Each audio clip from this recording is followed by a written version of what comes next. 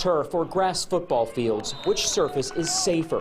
The Achilles injury to Jets quarterback Aaron Rodgers has sparked the debate from the pro to high school level. There's a lot of non-contact injuries, the ACLs, that occur on turf. Paul Spear is the athletic director for Framingham High. Their football team is unique.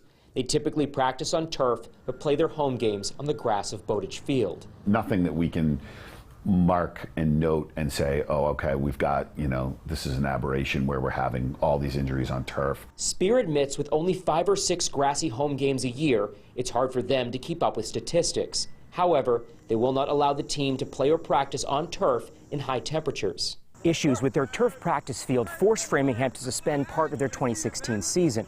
As the players started getting their hands into the turf, they started to burn. Our kids' hands actually melting into the turf, and that was a huge problem. In those instances, they practice on a grass field. Like most schools, these decisions come down to cost. Spear saying some cities and towns can't afford to keep up with the maintenance cost of grass or the weather restrictions. When you look at the fact that you can start your lacrosse season by plowing off a turf field, and if you have a grass field, you may not start lacrosse until April. For you guys, if they were to find that there was a discrepancy, would you start taking the players off the turf practice field and onto that grass practice field? So I think certainly it would depend on, how drastic that difference was. When you play on turf, there's, a little bit more load on the, certain parts of the foot.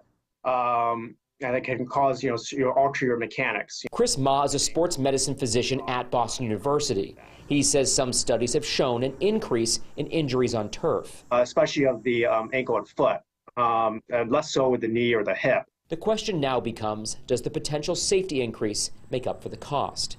In Framingham, I'm Mike Sullivan, WBZ News.